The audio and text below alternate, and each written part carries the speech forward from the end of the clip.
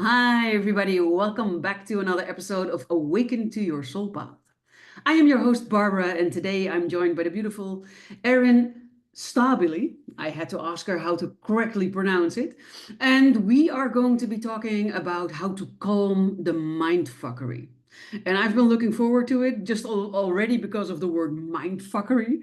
We all have a certain image when you hear that word. So stay tuned if you want to find out if your instant image is correct with what we are actually meaning. Thank you so much for joining me today and talking about this wonderful topic today, Erin. Thank you for having me. I know we had a great pre-conversation, so I always love getting to do the interviews after, we have a good pre-talk because Right. the energy is just so much better with it. So, Yes, exactly. And that is, I think, very important, especially when you're doing a non-standard podcast, which I'm doing, where it's not question, but where you yeah. really want to vibe with each other and go heart to heart. And then the energy is very important. So I loved meeting you, and I loved our talk so much that we have booked, I think, not one, but two episodes even for the podcast. So, yeah, us. Mindfuckery. I think my definition of that, and correct me or explain to me if that's different from yours, would be all the things that literally fuck with our minds, the limiting beliefs that we have, maybe the faulty autopilot programs, but it can also be other people who fuck with our minds. So, in the broadest sense of it, all the things that fuck with our mind. Yep, it is. And like I really started my spiritual journey almost 7 years ago, and the big thing that I learned was that my mind was completely fucked with constant anxiety attacks, panic attacks, depression, and I've just recently learned that I have ADHD. So your mind is like everywhere. I'm a mom, 7 years ago, my teenagers weren't necessarily teenagers, but mom stuff, wife stuff, dog stuff, like jobs, like there's so much going on in your life. As the mom, generally we put ourselves on the back burner. When I flipped that, what I really learned that there was so much clogging up my mind. There was so much mind fuckery that I couldn't Mm, even sweep one thing away before 45 other things. You know what I mean? The list was perpetual, and I was a very much for me and my trauma and what I've been through in my life, in my survival technique was really control. So, what's happening in the next 58 hours, what's happening in the next 3 months. Like I needed to know everything because, the loss of my mom at 16 really pushed um, things and people. So I really needed control. Who was in my life? What was happening? And the first thing I really had to do in my spiritual journey was learn to let that go, learn to trust spirit, really learn to like connect with my mind, like learn to meditate. For me, meditation, mm, that really let me get into myself, really, really start healing, letting go, processing. And what I really learned was there was so much happening in my mind that the more that I meditated, addressed my trauma, like the more free mental time I had. And I'm like, what the like it was just kind of like this aha moment, like energy protection, clearing. Because I really started my spiritual journey by becoming attuned to Reiki, and it kicked on my intuitive abilities. And it was like overnight, things with spirit, like the premonitions, the deja vu, the dreams, all of my life stuff started to make sense. But then there was also this new flood of, holy fuck, what is that? What, like the extra crazy on top of the crazy. So what I really learned was there was so much mind fuckery. And the more that I was able to meditate and connect with my soul, chakras, energy, spirit, the more I was able to calm things down. And then what really happened was like I had free time up here, like, and I'm like, oh my God, am I forgetting? So I was always like, am I forgetting something? You know what I mean? When you hit yes. this moment of when you're not constantly and perpetually what if in your life to death, your anxiety and your panic attacks aren't 24/7, like you just have this completely, it's kind of like weight loss or anything that you do.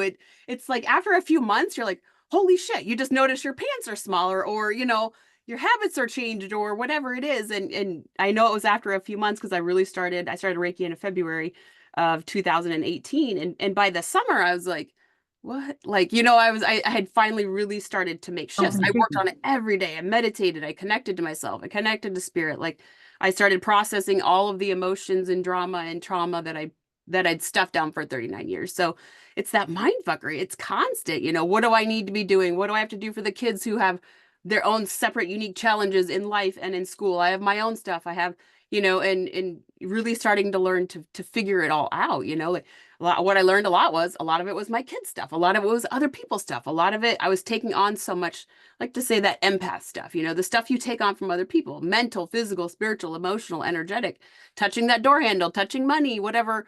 That's an energy exchange. If somebody's just, raged out and whatever, and then you're touching whatever they're touching, you can take on that energy, So I really learned to clear it, calm it, protect my energy. And what I really noticed was it was like, ooh, why is my mind calm? Like, and I've been through therapy, I've taken medication, I've done all of the traditional things, and in 39 years, nothing really worked. But what I started to understand with my spiritual work was, and my spiritual healing, was there's so much happening up there. It was 24/7, 365. There was no break. Like, no wonder why you're tired mentally. Like, my husband has a physical job and I have and had a mental job. Like, and the comparison of how tired we were was similar, you know what I mean? And it's like, no, physical is way worse, but it's like, no, if your mind is 24/7, like I was waking up in the middle of the night, oh my God, am I going to get in trouble for saying that in an email? Did I respond to that email? And checking your calendar, did I do this?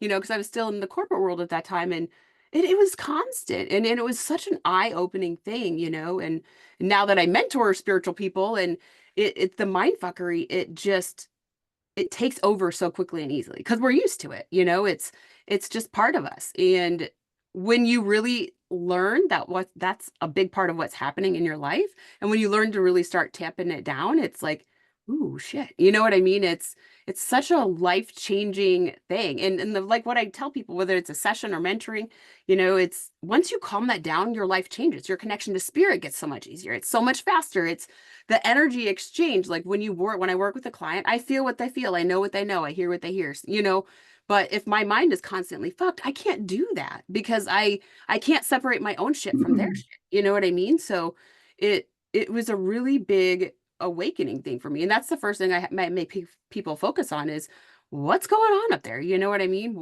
Yes. What are you constantly focusing on? How are you letting it go? What are you reprogramming when those thoughts or feelings, whatever's coming in? Like it's such a I'm going to say it's such a simple thing, but it is like the number one thing that fucks with everybody. Yes, but it's also the number one thing that I think is very difficult for everybody because it starts with awareness, right? You first need to become aware where your thoughts are at. And a lot of people think that they are a victim of their Yeah. thoughts, that they don't have any control over it, and that life happens to them and that they then respond to it with certain thoughts and certain emotions. And it's in general the emotions that tire us out the most. So it's not just what you're thinking, but it's, oh my God, did I do that? So it's not the thought, but it's the stress and the emotion that comes with it. That's the thing that's tiring us out. And it's further complicated by limiting beliefs or things that have been handed down from generation to Mm. generation about the way you're supposed to behave or not behave, or what you're supposed to be doing or not be doing.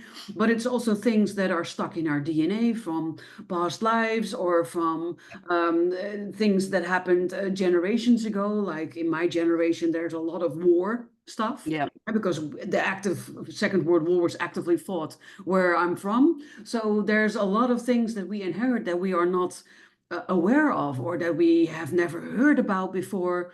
So in general, that then relates to lots of things going on here, and the never-ending mind, feeling like you're on a treadmill, like you can never stop anything, you cannot stop, you just keep going and going and going and going. And it's extremely stressful and it's extremely exhausting because your thoughts, they generate emotions, and based on your emotions you do certain actions, and based on your actions you get certain results. And in general, we're not happy with the results, but we are not aware that the power lies with us, with changing our thoughts to get different results.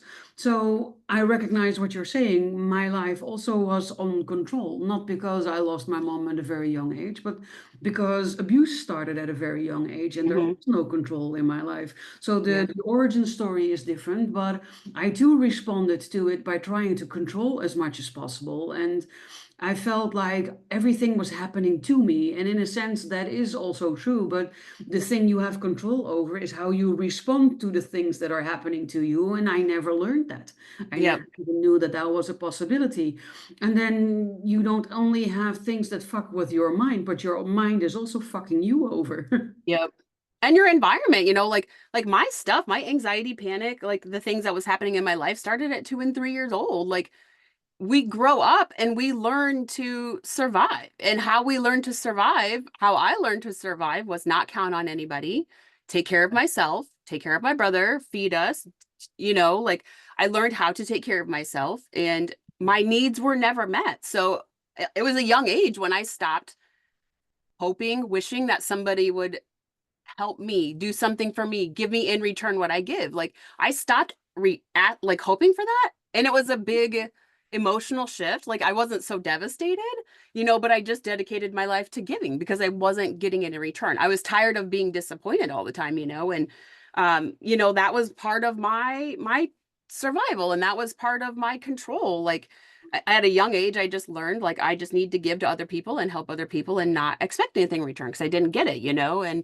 it's it's uh it's a different thing and everybody's healing process is different and their trauma is different. Some's easier, some's lighter. But it's all really up to you. It doesn't matter what's happened to you, what people have done to you. It's what you do with it, and it is not for lack of me trying in my life to, therapy, medication, address things, but I didn't know how to process emotions. Like Yeah. therapy did not work for me. I never found anybody that made a difference in my life, So I stopped trying until I was 39, and I had gastric sleeve surgery and I was just like, because I had stopped talking to God after my mom died, and I was just like, I fucking need something. I remember writing in this brand new notebook. So it was like December 18th and of 2017. I'm like, I fucking need something. I hate my fucking life. I hate it. Love my husband, love my kids, but I hated my fucking life. I'm like, I don't want to live another 40 years like this. I fucking hate it. It's there's nothing to look forward to. It's all work and business and within a couple of weeks I met my spiritual mentor. And I like to say that was the rock bottom of rock bottoms, like the one that finally that I was finally able to. So I learned Reiki. I was attuned to Reiki, so I could tune into myself because I had a lot Mhm. of chronic pain. I had a lot of stuff in my life. And what I just learned was, spirit had always been there. I just didn't understand it. There was a lot of weird stuff that happened to me in my life that makes sense now. Dreams, premonitions, knowing, I could sit next to anybody and they would spill their secrets, even if they were a serial killer. Like it doesn't matter where I was, I could strike up a conversation with anybody and they would tell me their deepest, darkest secrets. I Not have because this I'm superpower. prying, but like No, it's it your was just superpower. yeah, it was a natural thing that I just knew something was wrong with them and I could get it out of them, even if it's just to spew it out, like, but all of those things started to make sense, and having that, like, it's not just mental freedom, but it was as I started, the mindfuckery started to diminish. My body started, like it felt lighter, like there wasn't so much pressure. And like I Yeah. remember, I've witnessed a lot of death and dying in my life, and started at a very young age. And I remember my grandpa, that was one of the most traumatic ones for me. I was doing a meditation. I'm like, I need to whatever, hear him. I always have one intention before I meditate, and then this one, we were all on a beach, all of the dead people of my life that I've witnessed suffer and die and whatever. Like my grandpa, that he was the worst one to watch suffer. At the very end, it's like everybody was saying sorry. To me, death and dying, it was just normal because I've witnessed it since I was like 8. But at the very end, my grandpa said, okay, it's time to unzip. Like, and I'm like, what? So he's like, he had me like unzip from the back of my head and like literally half of me dropped on the beach, 3/4 of me actually. And it was like all of the trauma that I had witnessed from death and dying just fell onto the beach and it was done. Like that was how simple it was to let it go. And I didn't even know that I was holding on to it, and Yeah. that grandpa, he's like, I'm so sorry, because he had cancer really bad. So he would like snatch me up and be Mm. like, why don't you kill me? I was 9, 8, 9. He's like, why don't you kill me? Please just kill me. Like he would do it all the time, and it was fucking traumatizing. But Yeah. yeah, it was just something that I stuffed down because you know what I mean? And What else are you doing when you're a child, right? You just stuff yeah, it down and you just internalize it, and then later it causes trauma. Or yeah, yeah. So on that beach, when he had me let it go in that meditation, it let go. Like it let go mentally, it let go through my soul, and it was just like, that is how I like to work with people too. I want them to feel it when we're clearing, when we're bringing something new in, when it's spirit, whatever. I want you to feel it. If you don't feel it, then you're still blocking. There's still something going on, whether it's this life or past lives, whatever it is. But I like people to feel it, and it makes such a big difference when you feel that weight coming off of your soul. And I always have that intention with spirit. I want them to feel it, so whether I pull stuff in or whatever we do, like, I need them to feel it. So, and I Yeah. think for me, the feeling is what really helps to let go, you know what I mean? Because I'm very visual, I'm very, but it makes a big difference too. And when you're working with spirit, like, you need to ask for what you need. Like, is this healing? Am I letting it go? Like, you can ask for a sign. You can say, I need some, like, for me, I need big stuff. I don't need little piddly stuff. I need big stuff. So, they always do weird, big stuff for me because that's what I need to prove, but, that was what I needed in my journey. Like, I needed to witness and feel it leaving my soul, and the more that stuff happened, like I said, the less, the less clogged it is up here. I like to call it like the Linus cloud, how little Linus on the Peanuts, he's always got that cloud. Like, the less of a cloud or no cloud you have, the better, it just opens your mind up. It's easier to get signs from spirit. It's easier to know if your friend doesn't feel good. It's easier to know, like, ooh, I was fine, now I'm not, what happened? Like, Yes. it just gives you this like 0 point. I like to say, like, if you don't start your day at a 0 point and you're already fucked, then how are you going to catch if somebody else is flooding you intentionally or unintentionally? Like, depends on your Yes. job and your business and what you do. Obviously, I'm a spiritual mentor and I do a lot of spiritual work, so I can't be cloudy or, overwhelmed. No, but I need to even be at, when you're not doing work like that, oh no, there you are. Something happened on my end. So, but even when you're not doing work like that, before, when I was younger, I never knew that I could feel other people's energy or that I could feel other yeah, people's me emotions neither. if they are my own. So I thought, I'm feeling it, so it must be mine. But then when I Mm, tried to find the source of it, I could never find it. I could never tell why I was inconsolably sad or why I was all of a sudden so freaking angry, or all of these things. And I didn't understand myself. I didn't understand large parts of myself.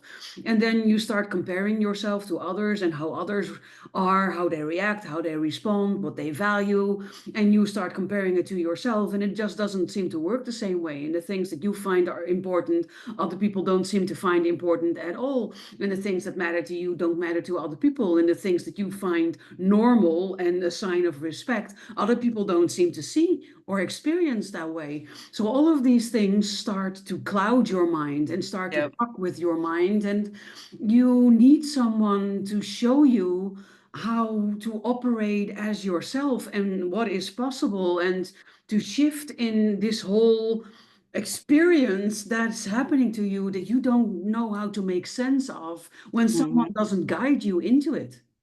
Yep. Yeah, and it's such a process because there's so many factors. Like, I didn't know that same thing. I didn't know that I knew I could. I always thought I felt sorry for other people. They were sick, they were injured, they had an accident, they lost a dog. Like, I always thought that, I was just feeling like I was just really sensitive, let's say it like that. Even though I'm not a crier or an emotional person, like, I would take on that pain like it was nobody's business. I didn't know I was taking on the pain. You know what I mean? But so you're taking on everybody else's pain. Then you got your own pain, then you got your own shit. So you never know your ass from your elbow, and Yeah. it's such a different process when it was really enlightening for me when I really started energy protection, like, how different it was. Like, I stopped having constant panic attacks. Like, for me, my anxiety panic attacks kind of fuck with my heart rate and make my heart go really weird, and then my lips turn really numb, and then I black out, like, depending on if panic, anxiety, if it's a There's a combo, full and body it would happen experience. every single day, so now I know, ooh, my anxiety's kicking up, somebody's booking a session, somebody's asking a question, I protect against it intentionally now, but I know if I'm having it, something's up. Like, okay, what's going on? Like, did I just talk to somebody? Was I just somewhere? But it's that awareness now. It's like, ooh, I was fine, now I'm not. But, that's what happens when you are very aware of your energy and where you're at. Do I have bad days? Yes. Do I have bad moods? Yes. Do I, it is not about erasing and not having emotions or feeling. It's about No. understanding. And now I don't stuff emotions, actions, things that have happened down. I process them. Maybe not in that moment, but sometimes I have to go in and do some past life work. Sometimes I have to go in and do things, but I don't stuff them down. And spirit's like, stop stuffing it. You can't stuff it. You know what I mean? Like they're very, very adamant, like you can't stuff it, and I'm like, well, what the fuck do I do with this? Where's it coming from? So it's this process that I have now, but it took That's time about to it, build right? that, You become aware of what is happening and you start to recognize what is happening sooner. And then you get yourself the tools. I call it the spiritual tool belt. So the Yep. tools that you would need to keep yourself in balance or to work on it or whatever it is that you need in that moment. And that comes from both experience and also mentorship.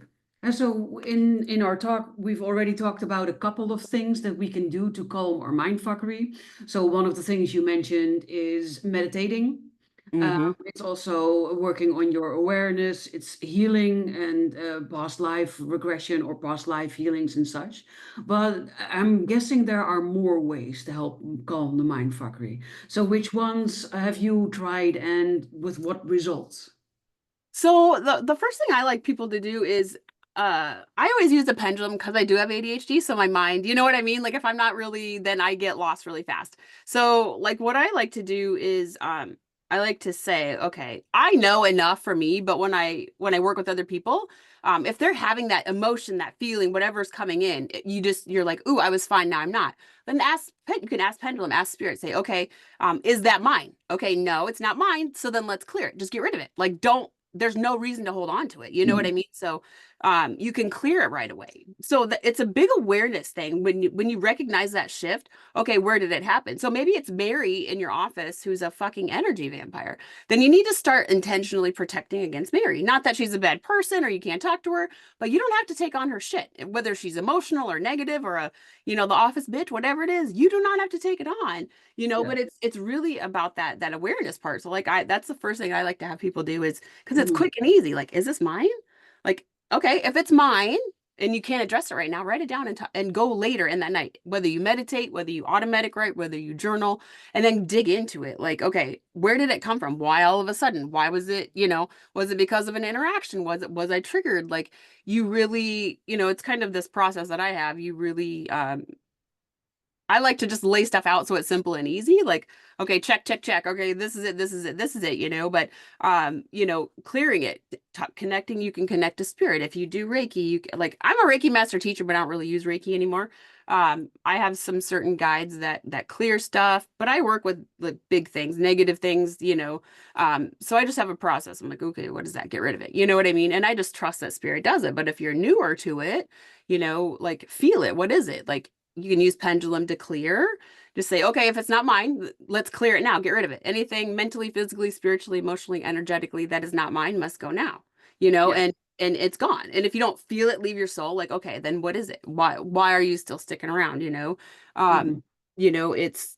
it's really kind of that digging into it. Like if you let's say you have a meeting at 8 o'clock in the morning and you're still thinking about it at 7 p.m., then that's a problem. You're still connected to what happened, whether it was a negative comment, whether you said something you shouldn't have, whether it's a project you're supposed to be working on, you're still energetically connected to it. So clear it. Like why are you still connected to it?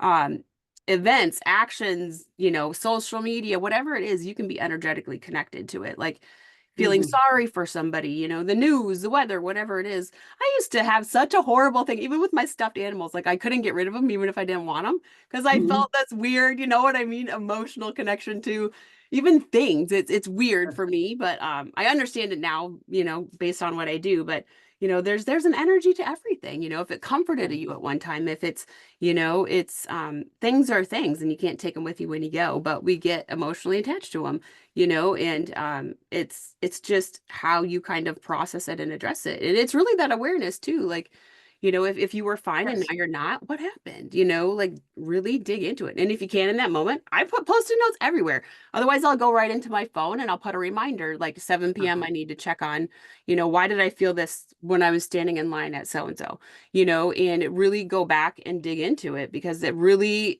helps you with that awareness part. You really start understanding like, ooh, every time I go into Target, I just feel like shit after I leave. So you need to put up really good clearing and protection and boundaries before you go in there.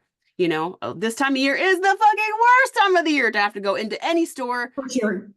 And you know what I mean? Because it's just like a negative emotional black cloud. People spend money they don't have. They use credit cards. They're rude. They're the traffic. I fucking hate, you Yeah. know, and putting up really big protection and boundaries. Like you do not have to be affected by it at all. It's a choice. Like you can allow yourself to be open and absorb it all, or you can fucking put up blinders and blockers and just fucking walk right past and not be affected by it at all. It's a choice, you know, it's Mhm. when you get to that part, it's really about energy and choice and awareness. Like you do not have to be affected by other people. You Yes. don't have to be Well, affected by a phone call or a family or a get together or people talking politics. Like if you have to go to something, set that intention. Whatever they talk about, anything, I'm not going to be triggered or be brought into it. I'm either going to leave the situation. I'm going to say no. I'm not open or available for emotional overwhelm. I'm not open or available to be fucking targeted because I'm not married, because I'm overweight, because, you know, mhm. I'm not open or available to talk about what diet I'm on or what exercise I'm doing. Like, I'm just not open or available. And it's an intention that you set, you know, and spirit will help you, but you also have to follow through with the intention as well. Like, spirit can't take the load for you. You have to be a participant, you know. So if you Well, put it yes, in and you're spirit, you know, saying lots of very, very important things. So it all starts with awareness. You become aware of a certain feeling. And usually it's a bad feeling, a feeling that you don't want. Because if it's a good feeling, then it's never a problem, right? But when you're feeling a bad feeling, then I also always tell my clients, then ask yourself, is it my feeling? Is it mine or is it somebody else's? And if it's yours, then you can always find a reason for it.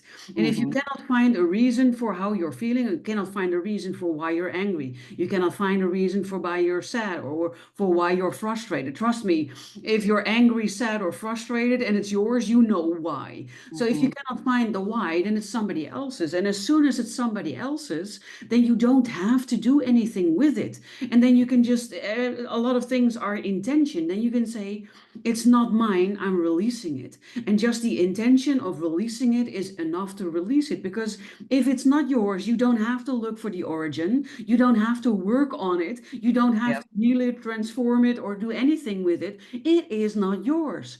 So that's the Yep. simplest way. Is it mine? Do I know where it comes from? No. Release it. It's not mine, and be rid of it. So that's a very important part. And then, indeed, what you're saying, when am I feeling these feelings? Is it always when I have to go to work and talk to Mary? Or is it always when I go into Target when I go shopping? Or is it always when I have to go to a certain family member that always goes on and on and on and on and on about stuff I couldn't give a shit about? So then you identify the patterns in it. And then there are a variety of ways of dealing with it. There are a variety of ways of which you can protect yourself, how you can protect your energy so that you're not taking over these types of energies or so that they don't affect you negatively and you can just sort of stay in your internal bubble of joy and feeling good. There are also things that I teach people when it's still penetrated or seeped in. Sometimes it still can do that, no matter how well you've protected yourself. Then it's very important to also recognize it and to know how to let it go. But a lot of things are also attention or intentionality again, where you say, okay, I have to go to Aunt Frida's birthday. I don't want to, but it's very important to my family, and she's always been there for me when I needed it. So, I feel that it's better to go. But then I don't want to be upset when she starts talking about President Trump, whom I don't want to be talking about, or whatever type of topic it is that you don't want to be talking about. And when you then set that intention and you sort of seal it off in your aura, then you can go there and you can talk about it. And it's just one ear in, the other ear out. And it doesn't do anything with you, it doesn't resonate. But the absolute worst thing that you can ever do is when things do touch you on the inside, is to repress it, to push it Yeah. away, or even worse, to think that you're crazy and that nothing's going on.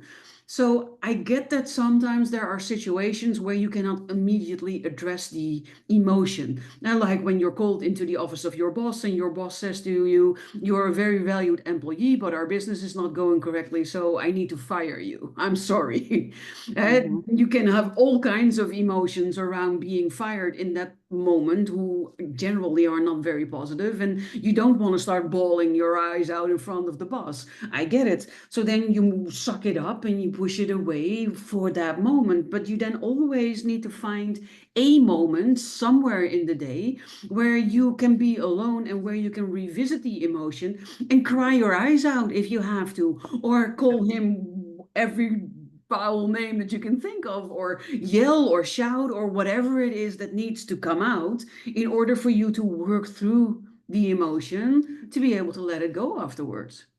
Yeah, and a good thing with that too, like when those things happen, now I know like something better is coming. Like there is a reason for this, even if it sucks and it's hard and it was painful, maybe it was hard to hear, it pisses you off, you're scared. Like good things come out of it. So you can ask spirit in that moment too, spirit universe, God spirit universe, and just say, help me find the silver lining. Help me understand, what do I need to process and let go of this? What do I need to understand further? But, what else can I do? Show me reasons why. And you don't need to know everything right away, but it's almost like just telling spirit, like, I'm allowing the good to come out of this too, better job. Maybe it was a spark you needed to enhance your personal business. Like, you needed to quit that job, but you're too chicken shit. Like whatever it is, because there's a mourning process with everything. When we lose friends, when we lose a job, when we quit a job, my last job that I left last year for reasons because they were treating me horribly after 10 and a half years, I worked with over 500 people. Do you think any of them contact me? Maybe one or two. It's weird when you talk to people it's a mourning process, even though I hated the job and the company and the people I worked for, it's still a process. So you need to give yourself that like time.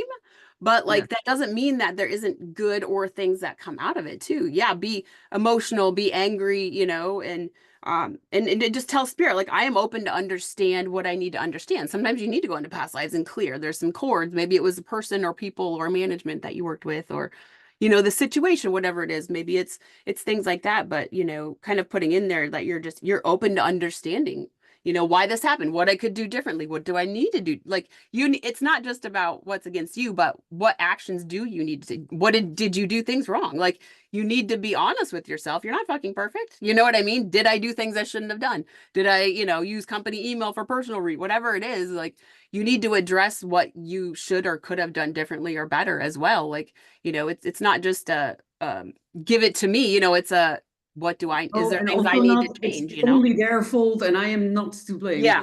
Because that's not healing. That's just deflecting. You know what I mean? That's not learning and growing. That's just being childish. Yes.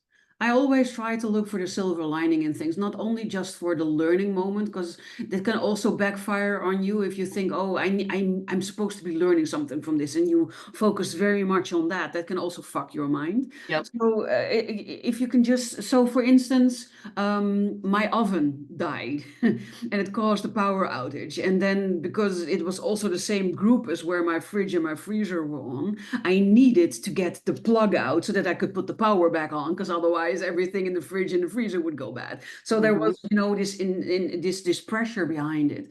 And I ended up having to take everything out of the cupboard because the plug turned to be too high behind the back wall of the cupboard. Who thought of that as a place should be shut down, honestly? But so my whole house was a mess and I was stressed to, whatever. And I just thought, well, the good thing to come out of this is that I've now perfectly clean closet again Yep. and it's perfectly organized, and everything that is bad or that I don't want is either thrown away, given away, or sold.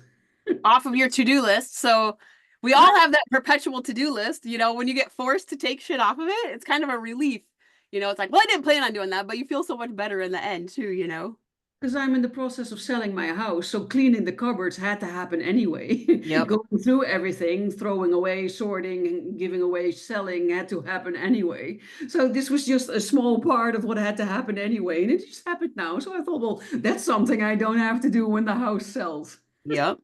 Absolutely. And if the inspector's like, where's the plug for this? You know exactly where they don't have Yeah. to search for it either. It's, there's all when you open yourself up to seeing the good and the bad in the situation, like when you Yes. look at them both the same, like just because it's bad doesn't mean that it's, end of the world. But you know what I mean? If you keep them on that kind of level place, it's I like, love that. okay, well, good things came, these things really sucked balls and they suck balls a lot while it's happening. The hard stuff sucks when it's happening. And you Yes. don't even know when or if it's gonna shift or change or what's gonna happen. But the more that you just kind of let shit play out and let stuff come to you, like the better it is. But that is a practice. Like when you're an uber control freak like I used to be, it took me a long time to let go, like to Yes. not, So let it be happen. worried about what's going to happen. How am I going to do this? Well, it takes, you know, it's a practice. You have to put energy to it every day, and it's not Some something that people comes are saying easily. that about the bad and the good because when my relationship ended with the guy that I thought I was going to marry and grow old with, it had a huge impact on me. But I started keeping a journal, which was just a notebook. And on the left side, I would write everything that was hurting me and everything that was happening and everything that made me cry and the pain and the heartbreak and the everything. But on the right side, I wrote all the positive things like I can finally eat fish whenever I want to because he never wanted to eat fish, or I can hog the remote. I can channel surf whenever I want to and look at what everything I want to, or these little things, right? That also are positive in the freedom that I was feeling, the liberation. So it's whenever something major happens in your life that has the potential of wiping you out or knocking you down to your knees, I think it's a really good practice to do the bad and the good, right? Hmm. For me, it helped to make it visual. I'm a visual Yep. person, and to really have an entire page of bad shit, but also an entire page of good shit. Hmm. And what's to come, like now that you're single, if you want to move across the country, if you know what I mean, you want to shift your business, maybe you want to be a nomad and travel, like, you Those are know, positive things. I can go wherever those are I things want. that are available now that maybe weren't available. Maybe he didn't want to move, but you know what I mean? Like Exactly. there's always a positive and a negative, and I used to live half glass empty, pessimistic, and it's tiring. When you live the negative life, it's exhausting to stay negative. Yes. It's like it's not always easy to stay positive or to have positive energy or anything like that, but you Yes. know, I don't stay stuck anymore. Like I call it old Erin. Like I don't stay stuck in the negative. A bad thing happens, like, okay, now what's the next bad thing? Next bad thing. Now something happens, like, well, that fucking sucks. And I Yeah. usually I have a day where I'm like kind of down, and then the next day is my rational day. What can I do about it? What are my options? And I just move forward. You know what I mean? Like I don't And I'm it's not also stuck in the negative place anymore where, no, but it's it's also not something. about not feeling it anymore, because that's the other side of it, right? The danger is that especially when you start working with the law of attraction and manifestation, then often there's a mistaken belief that you always need to be positive and that you Yeah. always need to be happy and that you always need to be joyful, always need to be the vibration of the thing that you want to be attracting. And then Bullshit. That is the biggest bullshit lie in the industry. but then lots of people start pushing back away the anger, the Mhm. frustration, the hurt, right? So it's not about not feeling it anymore. Something shitty happens and you think, fuck, that was painful, or shit, that hurt. And you are allowed, preferably, to actually feel the emotion, because emotion is energy in motion. Your emotions are meant to be felt. You just shouldn't stay stuck in it. So you can Yeah. allow yourself a day to wallow if you need to, or to just really feel the emotion and let it play out. And then the next day you think, okay, picking myself up and thinking, what have I learned from this? Or what are the benefits of this? Or what is the silver lining? Or what positive thing did it bring me, no matter how painful or shitty it was? And then thinking of, okay, so what's next? Yep. What's my next step? What's the next thing I can do? What's my shift in focus that I can make to turn things around and to be heading back into the direction of what I want to be feeling and what I want to be attracting? It's not about denying your feelings or ignoring your feelings, suppressing everything. I think it's about recognizing the patterns that play out in you, how you handle setbacks and things that happen, and then finding your way through it. Hmm. And that's, I think people get stuck in that trap of, well, I'm not supposed to talk about negative. I'm not. So then they kind of bypass those feelings, the negative, the emotion. Like you still need to feel it. You can't just bypass it and pretend and like just manifest all the good stuff. You still have to feel the negative, the yuck, and what I like to tell people that I work with, that I mentor, work with is, a few days, okay. A week, that's a problem. You're staying stuck in it. So, you know, you, why? And then we really dig into like, why are you still down? Why are you still stuck? What are you doing? It's really it's that awareness again, like, ooh, it's been like 3 days, and I'm still in my Shining a pajamas. I light in haven't the chaos. showered, like you're allowed to feel negative. It's not all unicorns and rainbows. It's not all fluffy. It's not all, bathtubs full of money. You still have to process emotion, go through the heavy stuff, feel it, yucky, it's Yes. just because you pretend, and they always say like attracts like, you can have a negative day, a negative time, a negative thought, and it doesn't negate you getting, having, being, creating, No. it's really that awareness part, it's how long are you going to allow yourself to stay stuck in it, it's really coming back to that, pushing through and not, getting to the roots of it. Why am I stay stuck in it? Why am I allowing this to continue? And what are you gonna do about it? And that's the good thing. And as you know, as a mentor, like the good thing of having a private mentor is you get to talk through that with them. You get to like work through that with them. What do I do? How do I get out of this? How do I shift it? What do I do with spirit? Like that's the good thing of having, a mentor. And when you're at that place, that's when a private mentor is really, really beneficial, when you're Sure. when you're Yes. when you're at that place, but it's you got to figure out what works for you and what doesn't work for you. Yes, and sometimes it just really shortens the learning curve and the learning period, being able to bounce it off someone who's already been there, who's already figured it out, and who can help you figure out your things. Everybody can do it by themselves. I am convinced of this. I Yep. think everybody can heal themselves, everybody can eventually figure it out, but the length of time it takes you to figure it out and the amount of hurts and ups and downs that you have in that period that you're trying to figure out can be significantly improved when you start working with a mentor. Yep.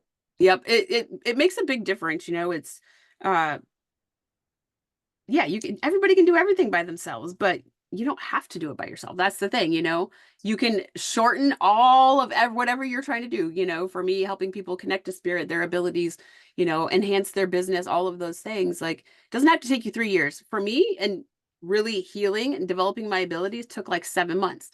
That includes past life work, DNA, like it, not that I haven't continued shamanic and all of this other work over the years, but I did it quickly and I did it mostly by myself. I had a mentor that I met a couple times a week, but a lot of it I dug into and I did, but I fucking put a lot of energy and work toward it every day, and it's really about you and where you're at. Like if you want to accelerate and get there faster, that's when private mentoring is like, that's where you need to be. And you need to find the right person for you too, like that's why Yes. I have individual sessions. Like you can work with somebody, like shouldn't sign up with somebody, work with them for 3 months, 6 months, 12 months if you haven't been in a class with them, been in a session with them, because I've had to clear a lot of people of shitty mentors that um they are putting like intentionally holding back their students, their abilities, their connection to spirit, Yeah. their healing abilities, so that they Yeah. continue to pay them, so that they stay in their high level expensive memberships and private mentoring. And I've had to clear, I don't know, at least 10 people this year of shitty mentors, so really make sure that you're like looking into the people that you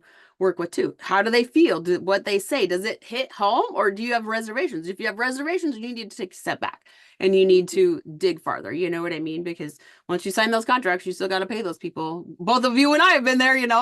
I've been in some mentorships and some business things that did not We're work not well, good. and you're Yeah. still obligated to pay that fucking high level price. And I, Yeah. it's all part of the learning process, but you really need to make sure that what they say resonates, and whoever that you work with on the spiritual level and any level, they should be catering, not catering, but like especially your spiritual work. Everybody does it differently. Like that's how I mentor. I have my baseline stuff, but we make it work for you. I don't make you fit into my mold. We shift what I do to make sure that it works for you, that you grow and enhance, and Exactly. you have to really lean into that when you're picking somebody to mentor Yes. you, to guide you in whatever way. Like if you feel off at all, You need to really honor I that. agree. This is a very important step that a lot of people don't take. I was also guilty of it. I trusted the wrong types of people based on the people that they were associated with. Or they say they make so much money. You know, a lot of times we think they make so much money that they have to be good. What I Yes. have found so far, that is not the case. You know what I mean? No, exactly. So indeed, research and also a lot of people try to teach you their method or what worked for them, but that's often not going to work for you. So I'm with you on the fact that I don't teach people my method or what works for me. I help them figure out what works for them, and I have so many tools in my tool belt that I can shift and I can show and I can do whatever they need in order to discover the things that work for them. And that is, I think, the way to go into the future, where you take people's uniqueness and you find what works for them, which might not be what worked for me, but it works for them. And that is a very important thing. So, if you are listening and watching out there, thank you for your undying support and for always being here. I would love it if you could share maybe in the comments your key takeaway of my talk with Erin today. Or maybe you have a question or you want to share one of your experiences. This would also be really great because we are not the only people going through this. And by reading each other's stories or each other's questions, you will be helping everybody who reads it, including yourself. So that would be awesome. But I can also imagine that you might be thinking, well, I'd love to meet Erin because I feel drawn to her energy and I'm stuck with something. So if people feel drawn to you, how can they find you? Where can they find you? How can they reach you? Yeah, so my website is vintagemoons.com and pretty much on every social platform, either Erin Vintage Moons or Vintage Moons Erin. So TikTok, Facebook, Pinterest, Instagram, YouTube. I'm everywhere. I know that I'm everywhere. But you know, you can always DM me. I'll be attached, tagged in this. So, um, Perfect. you can always comment, DM me, whatever it is, and ask questions, whatever it is. So, always available. Perfect. I will make sure that everything Erin just mentioned are included in the show notes, probably below this video, but could also be to the side. It kind of depends on where you're catching this, but it will definitely be somewhere around this video so that it will be very easy for you to not only reach out to Erin, but also my contact information will be in there. So if you want to reach out to me, I also offer free clarity goals to everybody who wants to just explore or have questions. So you can book a call like that. And for today, I just want to thank you for talking to me about this very important topic because I think that this is one of the core problems that a lot of people are struggling with. And I don't think it's talked about enough. So thank you, Erin, for being Thank here and you. talking Thank you about for it. having me on. I'm excited. Yes, we do. So I have nothing more to say than to both you, Erin, and everybody out there watching. Have an amazing rest of your day, and I look forward to inspiring you with another beautiful guest in next week's episode. Bye for now.